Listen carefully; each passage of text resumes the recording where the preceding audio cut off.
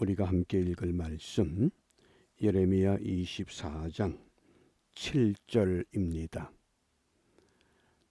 오늘 우리 함께 묵상할 주제가 여호와를 아는 마음, 여호와 하나님을 아는 마음입니다. 우리 주제를 기억하고 함께 예레미야 24장 7절 말씀을 다 같이 읽습니다.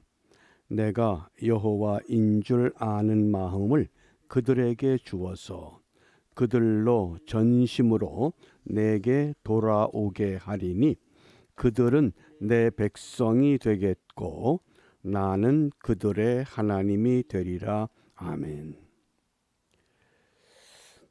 내가 여호와인 줄 아는 마음을 그들에게 주시겠다. 사람은 누구나 다 마음을 갖고 있습니다. 그런데 어떤 마음은 여호와 하나님을 아는 마음이 있는가 하면 또 같은 마음이면서도 여호와 하나님을 아는 마음이 없다고도 말씀합니다.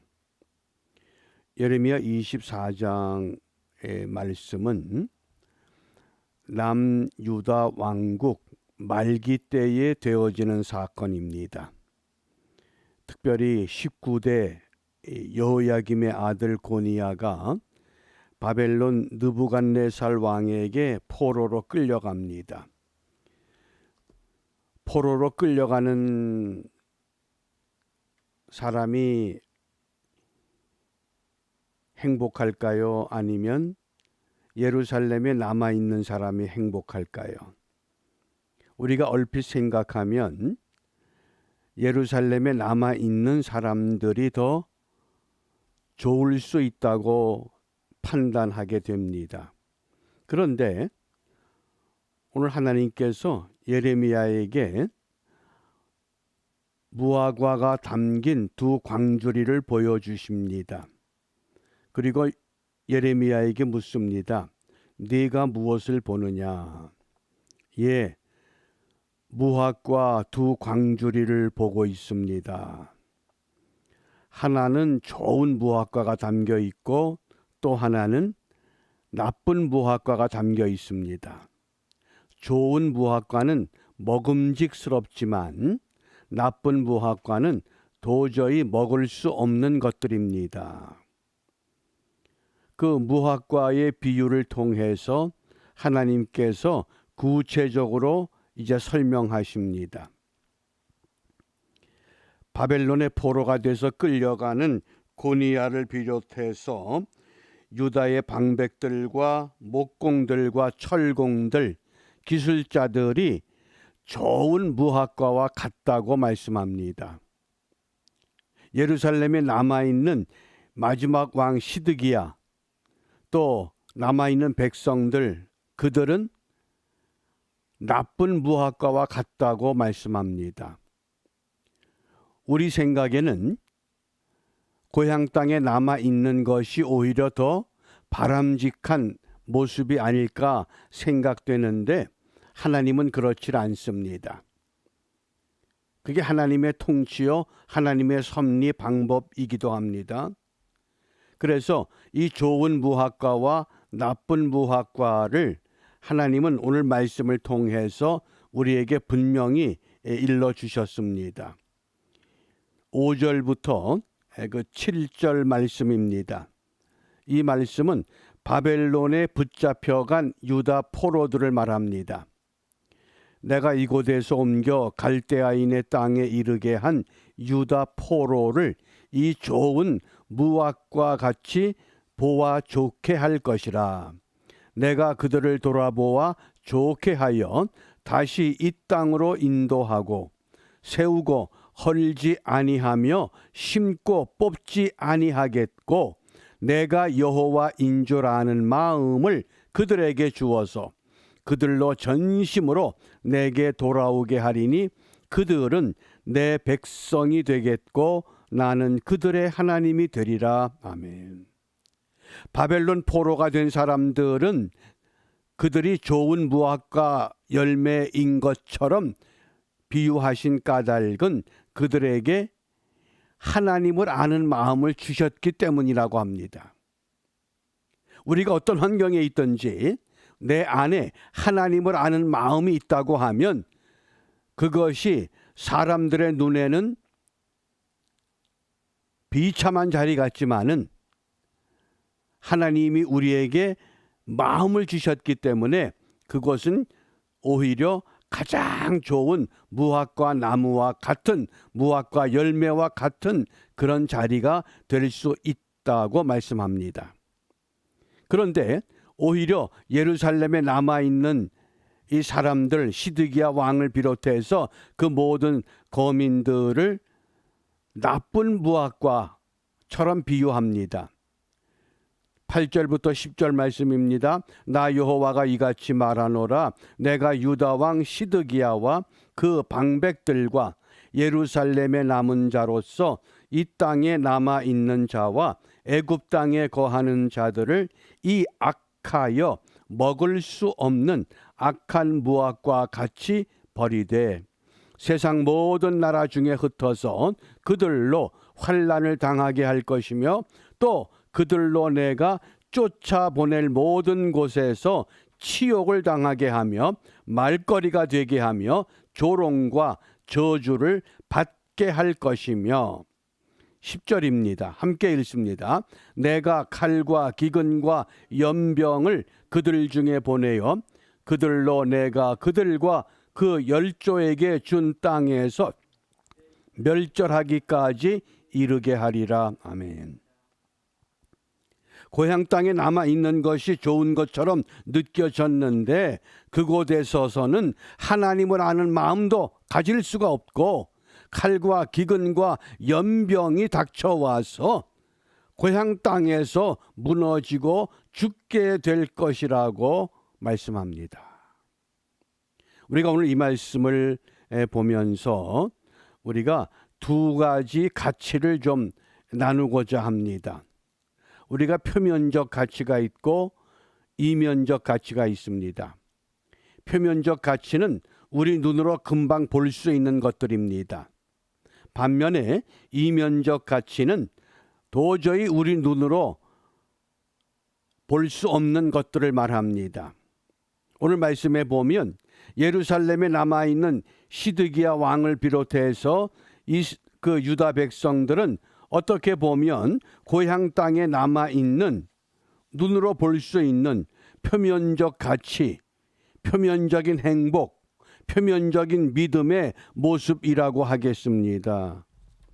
그런데 포로로 붙들려 갔던 사람들, 도저히 그들이 행복할 수 없습니다. 고향 땅을 떠나서 붙들려가는 그들의 심정이 어떻겠는가. 그런데 우리 하나님은 우리가 보는 것과 정반대로 보셨습니다. 왜냐하면 하나님의 계획 속에서 이루어지는 사건이기 때문입니다. 그러므로 우리가 신앙생활하면서 도저히 육신적으로 이해하기 어렵고 감당하기 어려운 어떤 문제가 우리 앞에 닥쳐왔을 때에 그것을 표면적인 가치로만 바라볼 것이 아니라 그곳에 감추어진 고난 속에 묻혀버린 하나님께서 원하시고 하나님께서 바라보는 그 가치를 우리가 함께 찾을 필요가 있습니다. 그러기 위해서 어떻게 해야 됩니까? 두 가지 마음을 우리가 가져야 됩니다. 그 첫 번째가 마태복음 5장 8절입니다. 마음이 청결한 자는 복이 있나니 저희가 하나님을 볼 것이며. 우리가 좀 청결한 마음, 순수한 마음, 깨끗한 마음, 우리가 이 마음을 회복해야 합니다. 그 다음 두 번째는 베드로전서 1장 22절입니다. 너희가 진리를 순종함으로 너희 영혼을 깨끗하게 하여 거짓이 없이 형제를 사랑하기에 이르렀으니 마음으로 뜨겁게 피차 사랑하라. 뜨거운 사랑의 마음. 첫 번째는 청결한 순수한 깨끗한 이런 마음. 두 번째는 정말 뜨거운 사랑의 마음. 현재 북한 선교에 매진하고 있는 어느 여자 전도사님의 고백입니다. 먹을 것이 없어서 북한을 탈북해서 중국으로 건너가서 중국 한족에게 8년 동안 팔려가서 한족 신랑과 더불어 생활을 했는데 어느 날 우연찮게 하나님의 복음을 듣게 됩니다. 그 복음이 다른 것이 아니라 우리가 너무나 잘 아는 사도행전 16장 31절 말씀. 주 예수를 믿으라. 그리하면 너와 내 집이 구원을 얻으리라. 그 말씀을 듣는 순간 그 가슴에 뭔가 뜨거운 것이 확 솟구치면서 내 집을 구원한다. 지금 북한 땅에 남아서 헐벗고 굶주린 부모 형제 그들을 구원한다고 하는 그 말씀에 완전히 감동이 됐다고 합니다. 뭔지도 모르고 자기 가족을 구원하기 위해서 먼저 탈북해서 한족과 결혼하고 가족들을 돕기 위해서 8년 동안 몸부림을 쳤는데 아무것도 이루어지는 것이 없을 때 놀라운 메시지를 들었습니다. 우리는 그걸 너무나 잘 알고 있고 자주 암송하고 또 기억합니다. 그런데 우리는 그 말씀에 감동을 받지 못합니다. 그 여자 전도사님이 그런 고백을 합니다. 그 말씀을 듣는 순간 하나님은 이 가난한 마음의 사람, 가난한 마음을 갖는 사람에게 이 복음이 떨어지는 거구나. 여러 탈북자들이 같이 듣는데 본인에게만 그런 뜨거운 가족에 대한 사랑이 타오르더랍니다. 그래서 복음을 받아들였습니다. 예수님을 영접했습니다. 그러자 한국에서 온 어느 선교사가 남한으로 보내주겠다고 제안하더랍니다. 모든 탈북자들이 너도 나도 남한으로 가기를 원하는데 그 자리에서 나는 북한으로 돌아가겠습니다. 전부 깜짝 놀랐답니다. 아니, 남들은 남한으로 가고 싶어서 몸부림을 치는데 당신은 남한에 갈 수 있는 기회를 만들어 주었는데도 왜 북한으로 가려고 하느냐? 당신 북한에 가면 온전치 못하다. 그걸 알고 있느냐? 예, 알고 있습니다. 그래도 북한을 가야 되겠습니다. 그 왜 가려느냐? 주 예수를 믿으라. 그리하면 너와 내 집이 구원을 얻으리라. 나는 이제 이 구원을 얻었는데 내 고향 땅에 내 부모 형제 그들은 아직도 이 복음을 모르지 않습니까?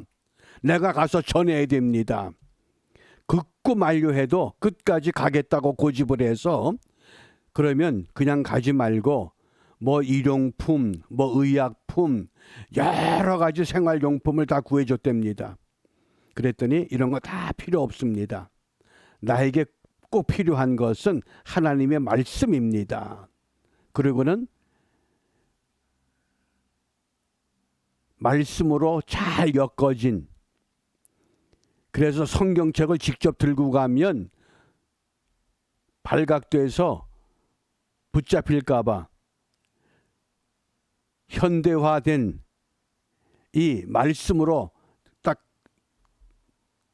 들고서 국경에서 이 여자 전도사를 북한으로 보내는 그 바라보는 마음들이 어떻겠느냐. 과연 온전할 수 있을까.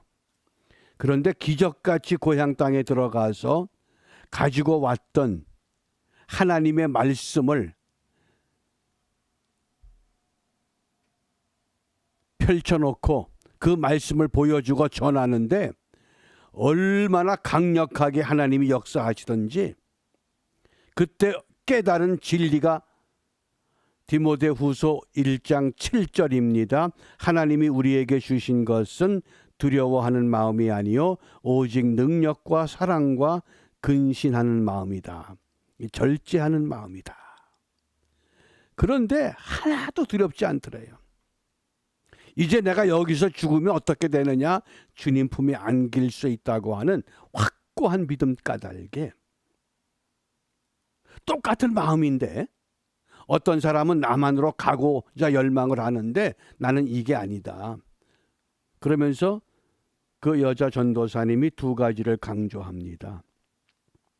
이 시대에 그리스도인들에게 필요한 것은 하나님이 우리에게 주셨던 청결한 자가 복이 있는데 그 마음이 청결한 것, 마음이 순수한 것, 마음이 깨끗한 것, 이 가난한 마음을 우리가 회복해야 된다. 그리고 두 번째는 정말 뜨거운 사랑을 회복해야 된다.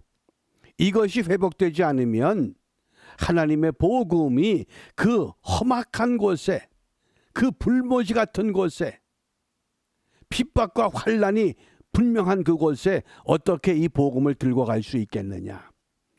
그러면서 우리 모두가 다 하나님을 아는 마음을 회복해야 된다. 그래서 오늘 세 가지 기도 제목을 나누고자 합니다. 첫 번째는 정결한 마음으로 주님을 알게 하소서. 정말 이 새벽 시간에 내게 하나님을 알 수 있는 이 깨끗한, 마음이 청결한, 마음이 가난한, 마음이 순수한 우리가 정결한 마음을 기도할 수 있기를 바랍니다. 두 번째는 처음 사랑을 회복해야 합니다. 에베소 교회를 책망하면서 처음 사랑 버렸다고 말씀하신 것처럼 내가 처음 은혜 받을 때, 내가 처음 예수 믿을 때, 내가 처음 주님 때문에 감격했을 때 우리가 그 처음 사랑을 되찾아서 어떤 고난 가운데서든지 표면적인 가치가 아니라 감추어진 고난 가운데서 이면적인 하나님의 뜻과 계획과 섭리를 깨달아서 우리 모두가 다 이 시대에 하나님이 쓰시는 하나님의 사랑의 도구들로 회복하는 하나님의 마음을 되찾는 복된 하루가 이루어지시기를 바랍니다. 기도합니다. 사랑의 아버지 하나님, 하나님께서 저희들을 사랑하셨던 것처럼 우리들도 하나님에 대한 사랑을 이 땅에서 바르게 실천하며 그 사랑 때문에 하나님을 알지 못하는 생명들을 찾아서 하나님 앞에 이끌어갈 수 있는 하나님의 도구들이 되기를 원합니다.